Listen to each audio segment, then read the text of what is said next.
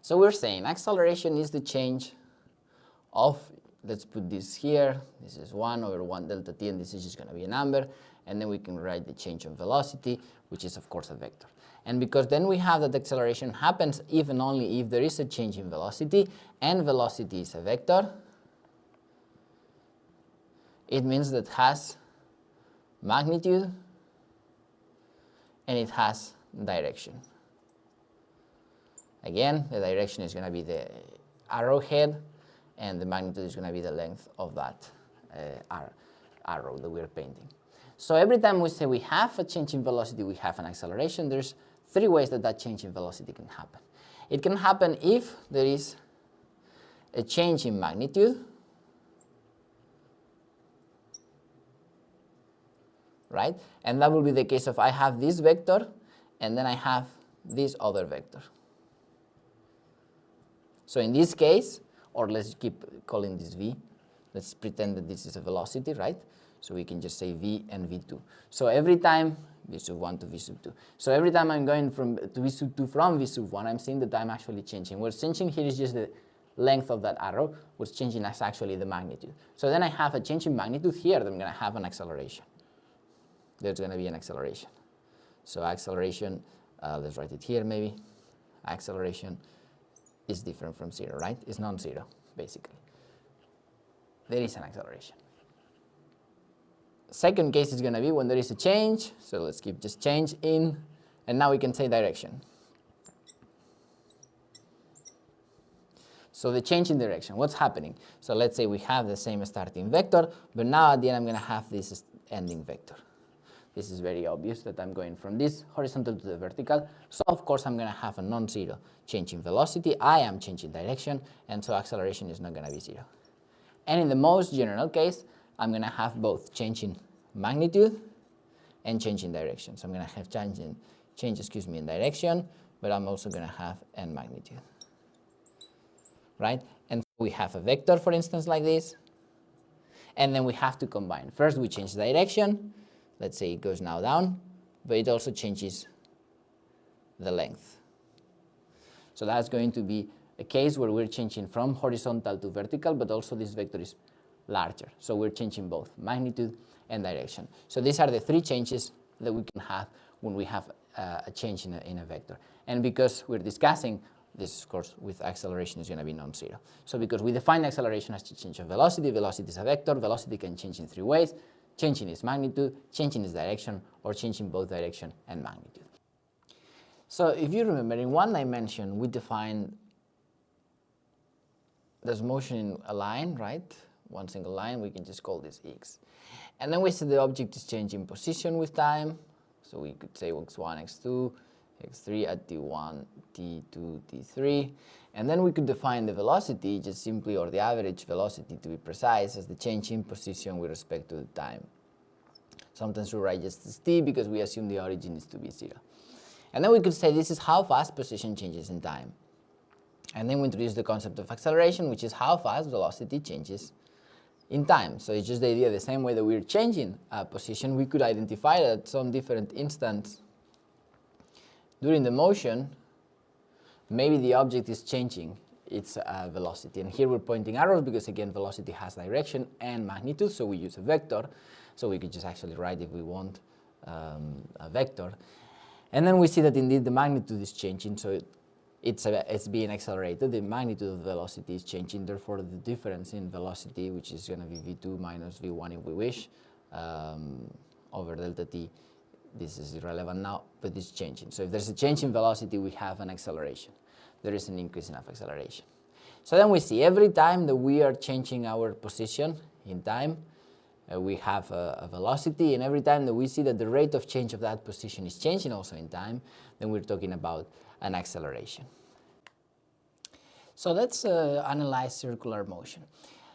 Circular motion is just a particular case of a motion which happens in a curvilinear trajectory, which is another way of saying it's happening in a curve.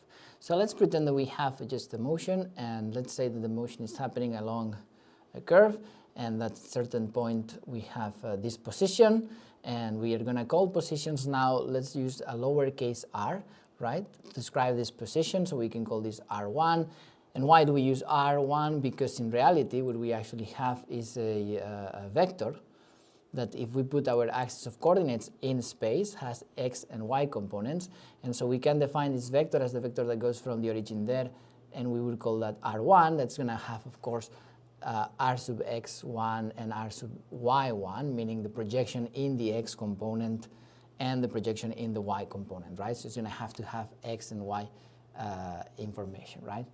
So now we're going to see that we can see that this is at the time, let's say t equals 1 or any time, right? And at the same interval, but a point later, it's at this position. And this other position, we also make a vector, and that vector we call r sub 2, which is going to have different components, right? R sub 2 is going to have r x2, r y2, right?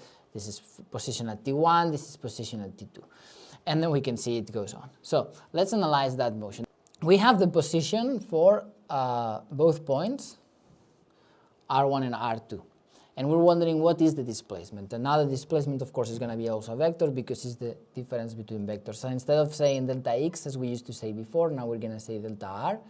And that's obviously r sub 2 minus r sub 1. Now let's say that we have that displacement, but let's just, that's going to be basically the line that joins R2 and R1, right? So if we do this, it will be like this one inverted, and so you have to go from head to tail, right? So if I take those two vectors, I'm just going to write them here. Let's say that this was your axis, right? So this will be, let's say, R2, and this is R1, but now R1 is going to be inverted because this is the same as saying, excuse me, R sub 2 plus minus 1 times R1, and this is just taking the same vector but inverting the head. So this, instead of being pointing there, is going to be pointing here. And at that time, because it's an addition, this is the same saying R2 plus this as it is the same saying minus 1 times R1 plus R2, right? So if this is minus 1, this is minus 1 times R1, this is R2, so the sum of two vectors is going to the head, tail of R2 to head, and then we just join tail to head. And what's that? Well, that's just simply delta R. And now we see something. We can point here delta R, which is kind of going to be like this, right? That's the displacement. Now, you remember what was the definition of average velocity? It's just defined as the change or the displacement, the change in position over time. And in time, it's just a number. So in reality, we can say that this is written like this, where this is going to be a vector, but this is just a number, right? So in the vectors videos, we call this n, and we say this is a scalar. So what's the function of this? This is just simply scaling the length. So we're going to see immediately that the velocity of this is going to be going in the tangential position. If we take an interval small enough, then this average velocity is going to become the same as the instantaneous velocity. If you just take the fraction of a millisecond, whatever you want to think of. And at that point, we see the following, is that the velocity, it's happening in a direction that is the same as this one, as the direction of the displacement. And we can say that the velocity is parallel with the displacement vector. That means it's going to be parallel, but it's not the same, because it's scaled by this, and because this number is going to be non-zero and it's divided, and it's going to be smaller. So what we can see immediately is that we can plot that trajectory here, right? See that this object goes like this, and going from here to here, we're going to have a vector velocity, which is this one. So vector velocity is tangential to the curve. So velocity is pointing in this direction is tangential. Now let's see the same argument, we could do it to a next instant in time. You can pause the video and try to do this argument yourself, considering, okay, that's supposed to be pointing well, considering that you go now from T2 to T3. Immediately, the displacement of this is going to be like this, sort of like this, right? Where this is going to be another displacement. If you want to call this displacement 1, displacement 2, it doesn't matter. It's just pointing here. So what I can see is that the displacement, even if it's the same, is changing where it points. It was pointing here, and now it's pointing there. So there's a change in the direction of the displacement. And so in the next instant of time, I can see that the velocity, let's curve this to make it more obvious. So let's say that this goes like this, and oops, like this, and then goes like this. The next instant in time, vector velocity is going to be pointing there. So I can extract those vectors, put them here, and I'm going to see that the vector first is pointing like this, and then it's pointing like that. So obviously, it's changing what? It's changing direction, even if it's the same magnitude, right? It's changing direction. And so I see that immediately there, that acceleration that is defined as the change in velocity over time, this is going to be non-zero in this case, because even if I'm not changing the magnitude, I'm certainly changing the direction. So let's see in more detail this. So let's see the situation where the vector velocity was pointing like this, and then it's pointing there. The definition of acceleration was the change in velocity with respect to the change in time. And again, we can say that the change in time is just going to be a number, which is to say it's just a scalar, and then it's going to multiply times velocity. So whatever direction the vector velocity has, the vector acceleration is going to have. In other words, the acceleration is parallel to the direction of the change in velocity. So let's take these two vectors, and let's call them, if you wish, v1 and v2 to represent this is the velocity in the first interval and the velocity in the second one. Let's take those two vectors and put them here. This is v1 and this is v2, right? And so we do exactly the same thing that we did before. Now we want to do how much is v1, we want to find how much is delta v. And delta v, it's equal to v2 minus v1. So v1. So what we can find here, of course, is that this is the same as saying v2 plus minus 1 v1, and then it becomes an addition. And then what we need to see is that v1, if v1 was this, then minus 1 v1 is going to be the same vector, but instead of pointing there, it's going to be pointing there. So that's going to be the inverse, right? v1 and minus v1. And then we can just add the two vectors together, because then I'm going to have the vector v2, this is v2, and I need to add vector v minus v1, which is, of course, going to be, this is v2, so I take my vector minus v1 and put it here, again, minus 1 v1. And the question is, how much is delta v? Well, it's the addition of these two ones, so it goes from tail to head. And how much is that? That's delta v. So let's see if we can put that thing here. Delta v is joining that. If I plot it here, and I could just take this vector and put it inverted here, delta v is going to be pointing towards the inside. And if delta v is pointing towards the inside, acceleration that it's parallel, it's also going to be pointing towards the inside. So every time that you have motion curve trajectory, a curvilinear motion, we're going to see that the acceleration is going to be, of course, parallel to the velocity. That's always the case. But in this case, we have a velocity that is pointing towards the inside of the curve. Let's take now the motion on a circle. Why on a circle? Because it's going to simplify everything a lot, and we're only going to study that sort of curvilinear motion. Let's say that there is a motion happening on a circle. Let's assume this is a circle as usual. And we observe that the time, first initial time, the object is here, at the next instant is here, at the next instant is here, at the next instant is here, and so on, right? So we could just define, again, we're using r to define position here, lowercase r, that's going to be lowercase r2, lowercase r3. And the vectors, of course, are going to be given by this, it's going to be given by this, it's going to be given by this, and by this, right? That's the vector that it's pointing. If we just draw our axis here, that's going to be x, and this is going to be y, right? That's the vector r, that's the vector r2, that's the vector r3, and that's the vector r4 if you wish. So let's write that these are vectors, right? So we're saying there's two ways. First is that this is making a circle, right? So one first thing that we can realize. If I describe r1, r2, r3, then I have to say that first r1 is r1 sub x, r1 sub y. That's the first vector. R2 is going to be R2 sub x, R2 sub y. Sorry, that's not the vector, that's just number, and so forth, right? For all of the positions. But I can realize something else. If this is moving in a circle, then do I actually need all these equations to describe the motion? And there's something very interesting to notice that you don't. Let's see why. let's imagine that these are the hands of the clock, right? And that's just point, and the clock is moving counterclockwise, so it's just going in the opposite direction. What do we know about them? And R needs to be a vector, and vectors is a vector. And so vectors have magnitude and direction. We know that.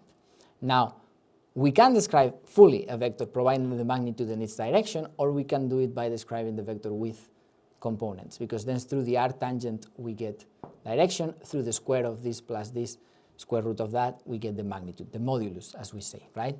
So we can do both. So what do we see about magnitude and direction of these positions?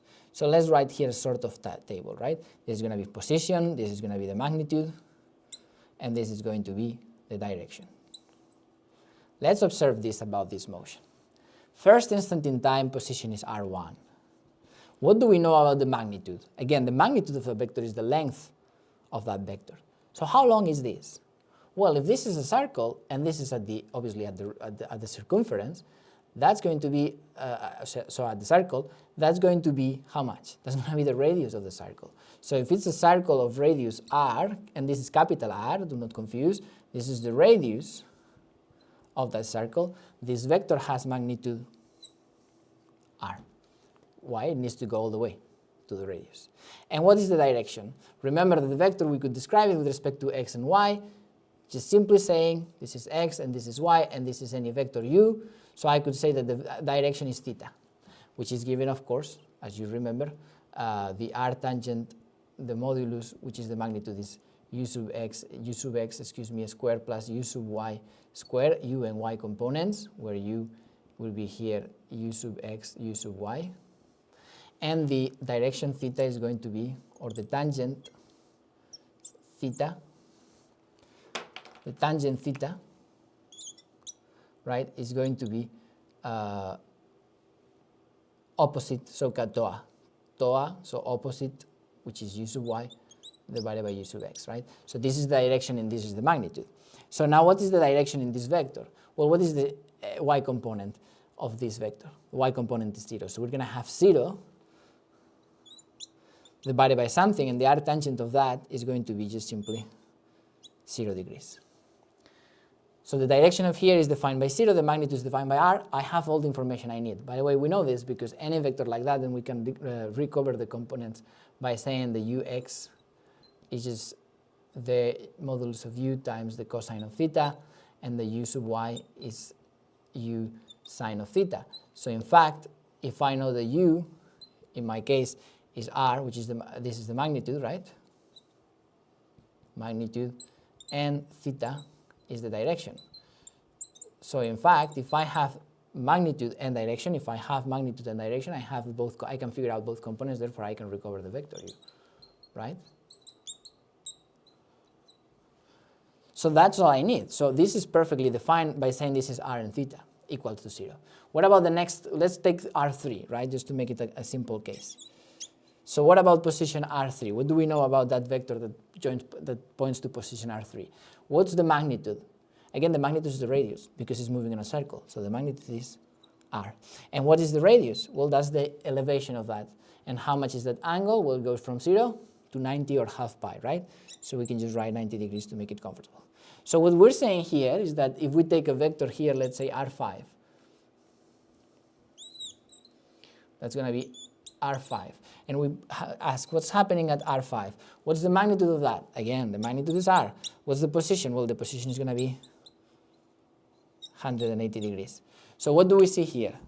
To describe circular motion, we do not need to describe x and y components all over the place. We're happy to say we can describe it simply by determining the direction, theta, knowing that the magnitude is always the same because the magnitude is given by the radius of the circle it describes. So this is beautiful because suddenly something that is a two-dimensional motion can be described instead of with two sets of coordinates x and y, horizontal and vertical, just simply with a single coordinate. And that single coordinate is theta, provided that we know the radius of the circle that the trajectory is describing.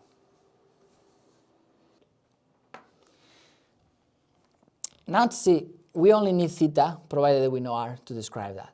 So what do we call theta? Theta, we're going to call it the angular position. And so this reminds us, position, of course, of, in linear motion, of simply x, right, in one dimension. That's going to be x. And we said, well, when you have x, you can also see which is the position, right? We can see that there is something called delta x, which is the change in position that we call the displacement. So why don't we do the same thing in our circular motion? And then we can define delta theta as the final position minus initial position, and that we call angular displacement. And we know that in 1D motion,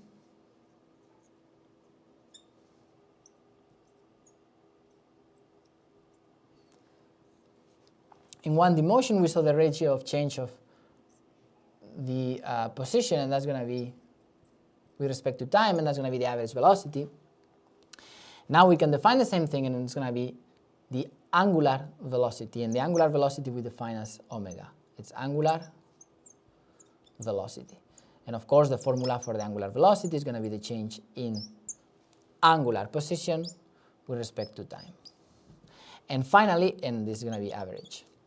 And finally, we're going to have an acceleration, which is defined as the change in velocity with respect to time. And so in angular position, we're going to have alpha, which is the A Greek, right? This is alpha, omega, and theta, right? These are all Greek letters. So alpha, which is the change in omega with respect to time. So you see we have the relation. Once we identify this position and angular position, displacement and angular displacement, velocity and angular velocity, and acceleration and angular acceleration, it's trivial because once we've made that identification, we see that we define our problem by, if we use our previous discussion, we're going to say, oh, every problem is going to be saying theta, initial theta, omega, initial omega, alpha, which is the angular acceleration, and theta. And then we're going to use the kinematic equations in one dimension. So let's make this explicit now. So now in circular motion with constant acceleration, which is going to say alpha is going to be always constant, right? So that's going to be uniformly, circularly, uniformly accelerated motion. Acceleration is not going to change neither in this case. It never changes in physics 2053. So we're going to be able also to write our set of equations, right? Which is set theta, omega, alpha, theta 0, omega 0, and then time. And then we're going to be able to say, well, there's some times where I don't have any information about what's the velocity. So when I'm missing velocity, in this case I'm going to be saying when I'm missing angular velocity, I'm going to use what equation? Well, theta 0 plus omega 0 t plus alpha t squared divided by 2. And this is going to be the same for everything, right? So when I'm missing any information about the spatial position, well, I know omega sub 0 plus alpha t. When I'm missing any information about the time, that's going to be omega squared, it's omega squared sub 0 plus 2 alpha delta theta. When I'm missing information about the initial velocity, well, that's going to be theta is equal to theta sub 0 plus omega sub 0 t minus alpha t squared divided by 2, and obviously this is not omega sub 0, this is just omega, right? I'm missing omega sub 0, and then it comes the minus. And when I'm missing any information about the acceleration, alpha, angular acceleration, then I'm going to just be saying that, that the change in position, right, in angular position, it's equal to omega plus omega sub 0 divided by 2 times the time, where this is exactly omega average that we derived from the mean speed theorem. So the entire problem for this sort of motions is just going to be basically identify angular position, circular motion with constant acceleration. It's just going to be identify your initial position, your final position, initial velocity, angular velocity, final angular velocity, time, and alpha, and then use the kinematic equations and solve them. So see how a motion of 2 dimensions, because it's constrained to move in a circle, we know already the radius, we don't need to use that. Let's focus just on theta. We can describe everything with theta. Okay, so we've realized everything we have, every time, we have a curvilinear motion, we're going to have an acceleration that is pointing towards the inside of the curve. What happens in the case of the curve being a circle? So let's start with one case. Let's imagine that we have a motion happening in a circle, we can also plot our axis as always, our frame of reference, x and y, right? And this is going to be the first point. And again, remember, we're describing positions with the vector r, right? R sub x, R sub y. This is going to be the x and y components of that vector, right? So this will be r1, etc., right? And then we see that the object is at this position first, a certain amount of time later is here, a certain amount is later here, then is here, then is here. What's happening here is that we are covering about the same displacement in the same amount of time. So we're going to understand that we have a constant omega, in other words, a constant angular velocity, and the angular acceleration is going to be 0. So that's the first realization we can see here, because this corresponds to first instant. If you wish, let's call this 0. This is 1, this is time 2, this is time 3, and this is time 4, right? Okay, so we see that this motion is happening with constant omega, right? So omega is constant, so acceleration, which is the change of omega over t, is going to be 0, right? There's no acceleration. So very good. In this case, then, we see that. Now,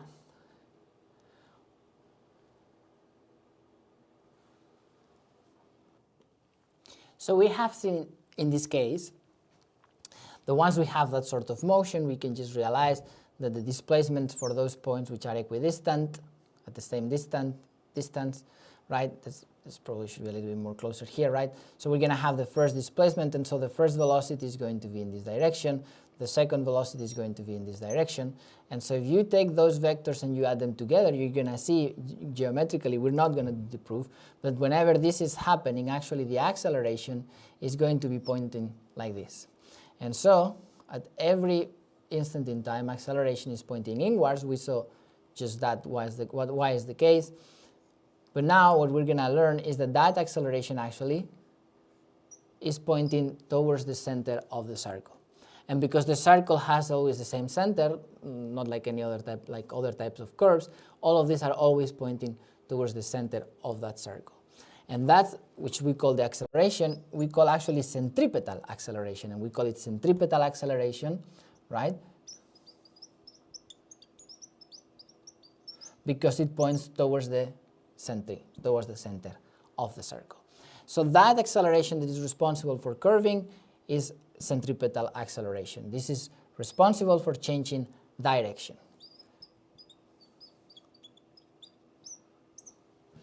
Now, how much is this acceleration? We will not prove this, but it can be proven that the acceleration centripetal is equal to how much, in terms of v and v1, it's equal to v squared divided by the radius, which is again the actual radius of the circle. So this is the radius of the circle. So this equation is one of the questions to know, because we're going to use it. If you are given a certain, you want to make, for instance, in your car, you're taking a turn, and the turn has given radius, and you're going at a given velocity, or rather, at a given velocity, you can find out how much acceleration you actually need. And that's going to be important if you analyze, for instance, banking or curves to see. Because sometimes the acceleration, which as we will see in chapter 3, is the result of a force, unless you have a force strong enough to actually provide this ratio for a very closed turn, which is going to be a small radius, then you're going to have a huge acceleration. And for instance, when there is the force responsible for the turn, you will see that's going to be friction. When it rains, obviously, the pavement gets wet, friction reduces, and so the force of friction, which is actually the one, as we will see again in chapter 3, responsible for making the turn, is going to drop, and it's not going to be capable of actually producing enough acceleration so as to fulfill the ratio. So what happens when you're taking a turn and it's wet, the pavement, there's no friction, the car that cannot make the turn, just keeps straight, and then you crash usually, right? So that's basically the idea. So again, this is one equation to bear in mind. Well, this is centripetal acceleration. This is the one responsible for curving the trajectory. Again, velocity is a vector, changing acceleration is the change in velocity. The one that is responsible for changing the direction is centripetal. But remember, we can also have a situation where we're changing the length, right? We're changing the magnitude of that vector.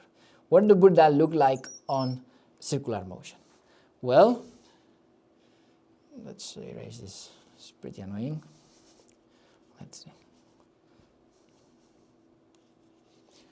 Well, that will be x and this will be y, right?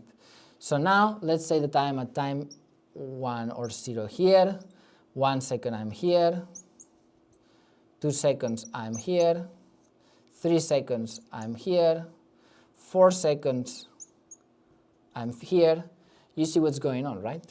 So in the same amount of time, I'm covering different distances. That means that my change of position with time, the ratio of change in position with time at every different interval is different. My velocity is different. And every time I have a change in velocity, I have an acceleration. Acceleration, we should say, is the change in velocity with time. We know this, we've seen this a million times. Now I'm telling you velocity is changing, so that I have to have an acceleration. What sort of acceleration is this? Let's take this curve and let's stretch it out. And let's just make it, well, straight it out, not stretch, because if you stretch, you scale. So let's just put it straight, right, on a line. Now instead of describing this as x, we'll call it s for displacement. So what we see is that at time 0 we're here, the first instant we're here, the second instant we're here, the third instant we're here, right? And so if we can plot the velocity vectors, we're going to see velocity is going to be looking like this, maybe v3, v1, v2. Oh, sorry, v1 and this is v2. So indeed we see velocity is increasing, therefore I have an acceleration. Now in here, I'm also going to have an acceleration. And we know that acceleration is happening parallel to the change in velocity, right? So in here, velocity is increasing, but it's increasing in the tangential component. So now velocity is just increasing here. Now velocity will be, let's say, like this, and this velocity is going to be like larger, and so forth. And what I'm going to find is that this acceleration that is responsible for that change in velocity with respect to time, it's happening tangentially to the trajectory, to the curve. And that's why we call this acceleration sub t, which is tangential acceleration. So we can just say tangential, right? And this tangential acceleration is responsible for, or is responsible of the change in magnitude. So an object that goes circularly and its gain in velocity is an object that its angular acceleration is increasing, therefore we have a tangential acceleration. What's also important to notice here, this acceleration needs to still be present, because if this was not present, this will never be in a circle. So interesting. Centripetal acceleration is responsible for curving the trajectory. Tangential acceleration, if there is tangential acceleration, it's responsible for speeding up. And we can find, and we will do this just in a second, that the tangential acceleration, in fact, is just simply given by the angular acceleration times the radius of the object. We can see this in a second, but basically that's the idea. So we're going to have two components of acceleration. Let's write it maybe here, potentially. One is going to be given, one is going to be the centripetal acceleration, the other is going to be the tangential acceleration. The centripetal acceleration, this is the total acceleration in the motion, it needs to be present if you want a curve. If this is 0, this is going to move on a straight line. The only reason why it curves is because we have a centripetal acceleration, the equation given by this ratio. If the motion is speeding up and is moving in a circular trajectory, it's because we have centripetal and we have tangential. This is the formula for tangential, and that's responsible for angular acceleration, actually, right? It's accelerating as it goes. Let's see more on this in a second. So let's observe the most general case. We have acceleration given by centripetal and tangential. If centripetal is 0 and tangential, let's say case 1, if and tangential is non-zero, what we're going to have is an acceleration, is speeding up, but this is not curving. So this corresponds to just simply one-dimensional motion where the object is at different positions, right, is increasing its velocity, which is we just saw. There's going to be this, v1, v2, v3. Linear motion in one dimension. To have circular motion, we need to have an acceleration that is non-zero. If acceleration, centripetal acceleration is non-zero, and in fact, if it is equal and tangential is 0, then the object is not speeding, but it is curving. So that's going to be describing a curve. If acceleration centripetal, and this is the only case that we're going to be seeing, is equal to v squared over r, then it's moving on a circle. And then the object is going to be at intervals equidistant from each other. And the third case corresponds, again, as we saw, change in direction and change in magnitude. Again, centripetal is responsible for direction, AT is responsible for magnitude. This centripetal acceleration does not change the magnitude. The magnitude is only changed with tangential acceleration. So when we have that case, we're going to have the centripetal is non-zero and that tangential is non-zero, and so we're in a motion that it is the most, let's say, a general curve. You're going to see that time is this, second time is here, third time is here, fourth time maybe it's just like, there, right? And so you see at different times we're increasing length, but we're also curving because this is non-zero, this is non-zero. We are speeding up, we are curving. And if this happens to be, again, a v squared over r, then also this is going to happen to be alpha times r, and so then we're going to find that this is actually a circle.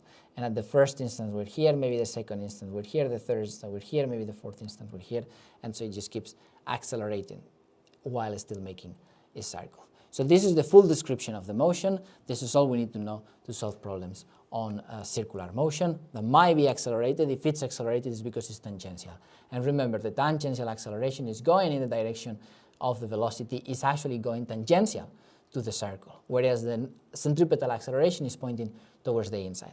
So in fact, if we say that and we take just an accelerated motion like that, right, we're going to find that the tangential acceleration is like this, and the normal, and the tangential acceleration is like this, and the normal is pointing towards the inside, the centripetal, excuse me, right? The centripetal is pointing towards the inside. So then I can define my total velocity now, yes, as tangential plus centripetal. And if I add these two vectors, because there are vectors regardless of the coordinates, we're not concerned about that now. If I add to these two vectors, what I'm going to see is that indeed what I need to do is just put it here. So what I'm going to find is something like pointing here. So this is the total acceleration, A. So what we see is when we have only centripetal acceleration, we go in a circle. The arrow always points to the center. As soon as we have tangential acceleration, the acceleration is pointing outside of the center. The more acceleration, the more outside. And when acceleration tangential is super high and centripetal is very slow, then you're pretty much going to be moving more. This acceleration is going to be more and more towards the tangential, right? It's just geometric addition of vectors. That's not as relevant as knowing. Remember, tangential is responsible for speeding up, if there is any. Circular is centripetal is pointing towards the center, is responsible for curving. Whenever this is circular motion, we're going to have this tangential. If we're going to have this for sure, and the question is, do we have any tangential? If we do any tangential, that's going to be because we have angular acceleration. Let's see just that in a second. So let's practice some problems. Problem 1 from the discussion is just simply a change of units. Now it's important to be able to change units. Typically, or the international system for the units for theta is going to be radians, right? And if you remember a circle, if you measure, that's a pretty nice circle. So if you measure all theta, it's going to be 360 degrees. In radians, that's going to be 2 pi radians. So every time that we want to convert, we just use a basic proportion, and then we say, let's say that this is the angle here, and we have, let's pretend this is in degrees, right? And then we say this is d degrees. So how we go from degrees to radians? Well, we say that 2 pi, or rather, the 360 degrees are to 2 pi what d degrees are to x. And so we can solve for x. This is just simply, if you realize this is the same thing actually as doing 180 divided by pi, but if you're confused, you use 360. So then what you're going to have to do is having dx 180 over pi, which means then that the angle in radians is your angle in degrees times pi divided by 180. And this is how you simply convert and this is going to be in radians, right? So this is how you go from degrees to radians. Simple rule. Now, we can also use revolutions, and revolutions, in particular revolutions per minute. Why? Because we see we can define velocity, which is going to be the change in radians, the change, excuse me, in average, the change in angular position in time. And then because it's angular position in time, that's going to have units of what? It's going to have units of radians, and this has units of seconds. So what's the unit for angular velocity? Radians per second. And what about acceleration, angular acceleration, which is the change of omega with respect to time? Well, now we have radians per second divided per second, and we saw this already for linear motion. This is what we're doing now. This is the same as divided by 1, right? So we're just doing cross, and so we have radians divided by second, which is second squared. So radians per second squared. It's very important that you try always to work in radians per second, because this is the international system unit. And there's many equations that are not going to work well unless you actually are using radians. So please make sure that you're always using radians as much as you can, so then you can make the conversions properly and use the equations rightfully. So before we finish with this, let's realize actually that we can then, once we're talking about velocity, we can realize that this is making turns or loops or laps, right? So we can count how many revolutions this is doing. And that's what you're going to see with a unit which is revolution per minute. So you're going to see that revolution per minute means you're doing 2 pi every minute, right? So this is what you are doing.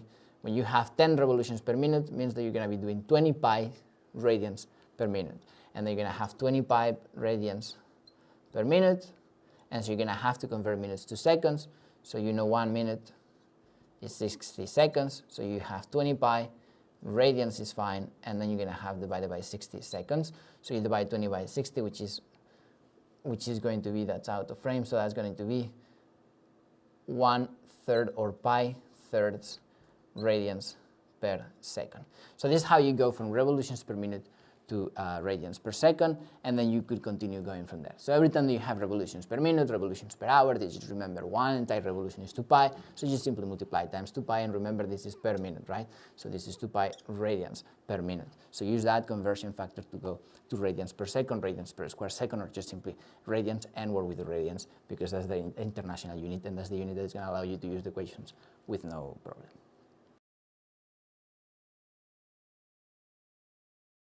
Now, problem 2 of discussion is going to help us see the following. How did we obtain the acceleration? It says that there is a pendulum, right? And this is the center, and there is a bulb attached. Excuse me, that's not an arrow, that's just simply a string. And let's say that the string has a length r, right?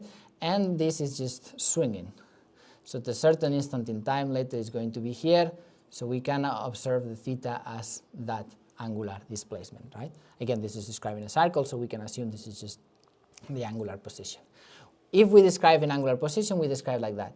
If we describe what is the length of this chord or this displacement, we can call that S. And so we can see geometrically the theta,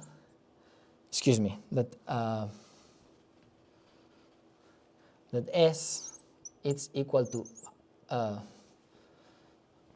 the radius of the circle times the theta component. And so, of course, the change in S is going to be R, the change in theta. The change omega is going to be the change in this velocity is going to be R omega. And finally, the acceleration is simply going to be R alpha. And so these equations are all following from the fact that we can find the length of a chord for a small enough displacement we can approximate with this equation. And so the change in position over time, velocity, remember, is going to be the change in position over time, and acceleration is going to be the change in velocity over time. So if you make the change in velocity, we're going to see that this is the change in omega, change of alpha, change in velocity, change in omega over time, change in velocity over time is acceleration, change of omega over time is angular acceleration. So in this question, in this problem, the question is very simple. It just tells us that the radius is 90 centimeters and describes a circle which is 15 centimeters. So what's actually telling us is that this is 15 centimeters and that the radius is 90 centimeters. And the question is find the angular displacement in degrees and radians. So we know that then if s is the radius times theta, before that, by the way, we just go to international system, this is meters, and this is 0.9 meters, and so what we find is that we can do this, so radius is 0.9, and that's times theta, so we solve for theta by saying theta is equal to s divided by r, better, and now we can replace, this is 0.15, and this is 0.9, and that gives you, the result is 0.17 radians. Now, very important thing here, please. Always work with radians, always work with radians per second and meters. These equations only work well when you are actually working in radians. So this number is in radians, we can't convert to degrees, and that's going to be theta in degrees. You know, you just have to convert from radians. And you know that a full circle is 2 pi, and that corresponds to 360, so pi corresponds to 180. So how many radians are these? Then we can just say this is 180 divided by p times 0.17 radians. And theta, that gives you degrees. This is degrees divided by radians, right? Degrees divided by radians. So you multiply times radians, radians cancel, you end up having degrees. So that's going to be 9.6 degrees. So again, we can find what's the angular displacement based on the fact that we know what's the length of the chord or of the displacement that we're seeing. We can convert it into angular displacement. And from that, we could even say if it takes 1 second, then there will be 0.7 radians per second. If it takes 2 seconds, 0.085 radians per second, and so forth, right? So, and even if we see that there is a change of that omega angular velocity in time, then we could find the alpha, which we could find the angular acceleration.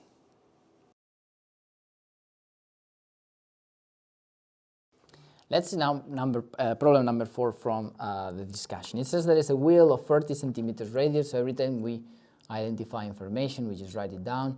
The wheel is 40 centimeters, immediately we know is 0.4 meters. It's rotating on a stationary axle. It is uniformly speeded up from rest to a speed of 900 revolutions per minute. So, in a time of 20 seconds. So what do? Well, the same thing we did with tangential, right? So let's write down what we have over here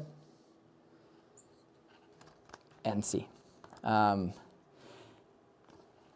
Let's write all the equations. Okay, and let's identify information. We have a wheel of 40 centimeters, we draw that thing. The rotation of stationary axle, it is uniformly speeded up from rest to a speed of 900 revolutions per minute in a time of 20 seconds. So we start identifying information, 40 centimeters, uniformly speeded up, means that the acceleration is constant. We're good using this equation, it never is going to be non-constant in physics 2053. It's speeded up, so we know this is going to be positive. From rest, so what that means, this is 0, rest, to 900 revolutions per minute. Now this is telling us about this. So let's write it down. This is 900 revolutions per minute, but immediately your brain tells you, wait, watch out, this is revolutions per minute, this needs to be in radians. So we convert 900 times 2 pi divided by 60. 2 pi is radians per minute seconds. So now I have 2 pi divided by this and times 60. So this is going to go with this. And then we're going to have 90 divided by that, which is 515 times 2 pi. So that's going to be 30 pi radians per second. So I can come back and write 30 pi radians per second. If you want to multiply times pi, it's fine. Otherwise, just keep the pi. Sometimes pi cancel each other, so it just gets a nice number. Otherwise, you round up because it's going to be 3 point something, so it's going to be 95, whatever, I don't know. So just don't keep the too many decimals, it's going to be fine. Solutions are going to be approximately, and then in the multiple question for the exam, it's not going to be like one number away, right? It's going to be significant distance, usually. So now we have that information. It says that it's happening in 20 seconds. And so the first question they're asking us is, what is the constant angular acceleration of the wheel? So they're asking about alpha. And again, we use the kinematic equations. what information we have? We have omega 0, we have time. What information we've been asked for? Acceleration. What information are we missing? We don't have any theta. We don't have any spatial. What equation do we use? Well, we use the equation that says that omega is equal to omega 0 plus alpha t. We have omega, which is 30 pi. We have omega 0, which is 0. We don't know the acceleration we're trying to find. Time is 20 seconds. So then alpha is just 30 pi divided by 20, which is 1.5 pi, and that's radians per square second. So that's the acceleration of this motion. Part B. Part B, they're asking what is the tangential acceleration of a point on its rim. So what's the rim? If this is the, what's the acceleration, excuse me, the rim, it means that you want to know the acceleration here. And notice, this is an object that is speeding up. So in the first instant, probably it was here. I'm making this, it's not actual situation. I'm just giving the idea. At 0 was here, let's say at time was here, and then at time 2 was here, and maybe at time 3 was here, right? Right? So it's increasing its speed, right? Therefore, we need to have tangential acceleration. If there was no increase in velocity, there will be no tangential acceleration. And what's the formula for the tangential acceleration? Well, we derived that. We saw that that's going to be alpha times the radius. So how much is alpha? That's 1.5 pi. How much? 1.5 pi. And how much is the radius? 0.4. So that's going to be 1.5 times 0.4. That's going to be 0.6 times pi. And 0.6 pi meters per square second. So 1.8, 1.7, something like that, 1.9, something like that. So now we have the solution to the problem. We first find out using the equations based on the same kinematic equation, and then we can convert into linear acceleration. If I wanted to, and we will see that in chapter 3, excuse me, with forces. Let's say I have a circular motion. We will describe why circular motion is possible, what is responsible for that centripetal acceleration, and we will describe as well how do we produce this acceleration. But basically this acceleration is happening tangentially, right? So we're going to have a combination of a tangential acceleration with a normal acceleration, with a centripetal acceleration. So actually we're going to add both vectors, add up both vectors, and so we're going to see we're going to have an acceleration, total acceleration, let's say, in that direction, right? It's not pointing towards the center anymore. If it was with 0 tangential, then it would be always in the center. If it was 0 centripetal and all tangential, it will be moving a line. It's just when I combine both that I can accelerate radially in the azimuthal, as it's called, the angular position, in the angular direction, and I also keep the same radial distance through through centripetal acceleration. Let's see more problems. So problem 7 says there is a ball at the end of a string and is revolving uniformly in a horizontal circle of radius 0.6. So imagine that you have here a ball, and this is describing a circle in the plane, right? Let's assume it's a circle in the plane, but there's no need to assume that. We could just assume any other circle. At the end of the day, you're making a circular motion, then we can use this acceleration. So this definition of the problem. So the ball at the end of the string is revolving uniformly in a circle of radius. What's the radius of this circle? Again, this is this radius, not this one, because now the circle being described is this one, right? So if you're assuming it goes to here, the circle is describing the plane. If you were doing with something like that, this, like a ball, and then you just swing it around, the circle is there. But the radius is not anymore this. This is not the same as swinging a pendulum, where the radius is the length of the pendulum. Now this is going like this.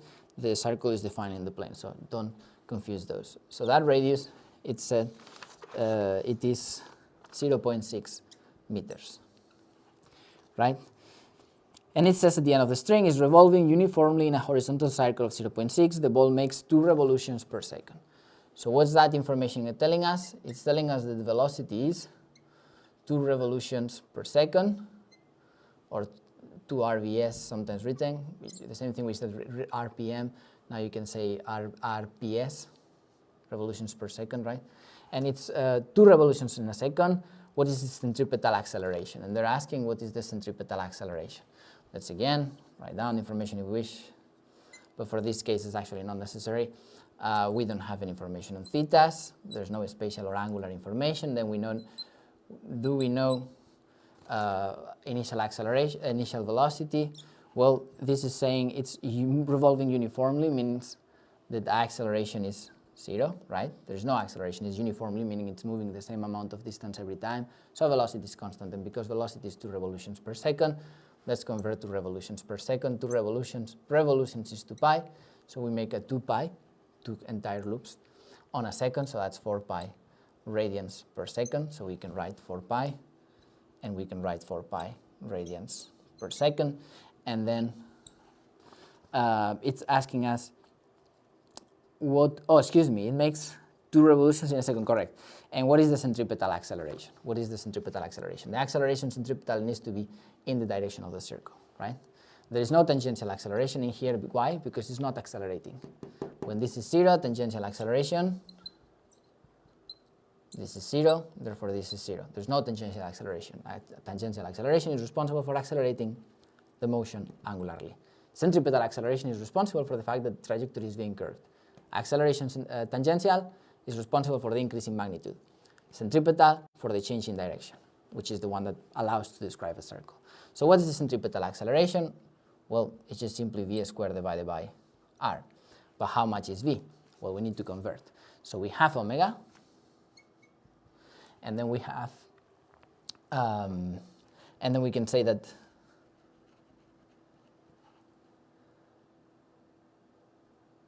omega is equal, okay, let's say that omega is equal to v divided by r, and so v is r times omega. So we can go from angular to linear.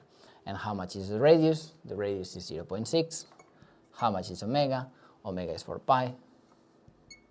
So how much is the velocity? Velocity, that's going to be 2.4 times pi meters per second.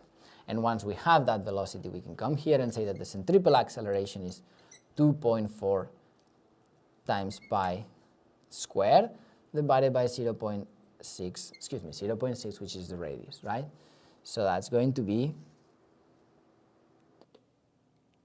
about 94.7, I think, 90.47 meters per square second.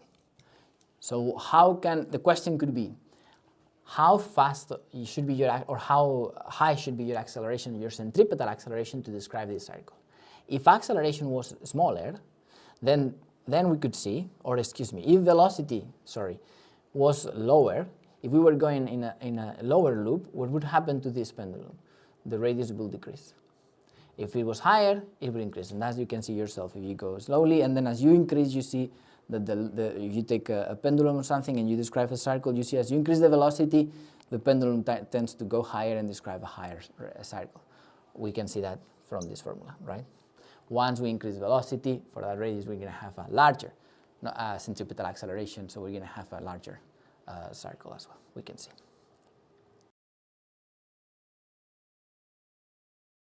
Now, this last problem is problem 8, and we have the moon orbiting around Earth. So, and we are assuming it describes a circle. And it tells us it takes 27.3 days to complete the rotation, right? So we can say that this is what we call the period. What's the period? It's how long it takes for a repetitive or a circular motion to repeat itself. So how long does it take for the Earth to spin on its own axis? It's 24 hours. How long does it take for the Earth to go around the Sun? It's 365 days. How long does it take for the hands of a clock, the hour hand to go a full round? That's 12 hours, right? 12, 1, 2, 3, 4, 12. So it takes us what we call the period. So if it takes the period is that means that one loop, that is 2 pi radians, we will cover 2 pi radians in 27.3 days. So what we're obtaining actually is, or we do 2 pi radius in a time t. So that's actually the definition of omega. So we can replace that and here put 27.3 days. Of course, we need to convert days into hours, and we remember into seconds, excuse me, and we remember that one day is 24 hours, which are 60 minutes, every minute 60 seconds. And if you multiply 27.3 times this number, which is 86 something thousand, and divide by 2 pi, you can find that the solution is, it's about 2.7 10 to the minus 6 radians per second. That's the velocity. And then the next question is asking is what's actually the centripetal acceleration, and centripetal acceleration is v squared over r. Now we remember how can we convert from omega to v is that v is omega times r. So that means that we have here omega r squared divided by r, which is of course the same as just doing omega squared times r. And if we multiply omega times the radius, which the radius is given in the problem, and it's 384,000 kilometers, so that's kilometers, which of course is 384,000,000 meters, or 384 10 to the 6 meters. If we plug the number here and we multiply that, we can find which that's 0.0027, that would be meters per square second. In other words, 2.7 10 to the minus 3 meters per square second. And that will be the centripetal acceleration, of the moon around the Earth. Now, that means that the centripetal acceleration is pointing towards the center of the Earth. It's moving 2.7 millimeters per square second. So every second the moon is somehow falling or is gaining velocity towards the Earth of 2.7 millimeters. And that's basically the force of gravity. We could just put terms, that's going to be the force of gravity, which is how strongly Earth is pulling from the moon in its motion.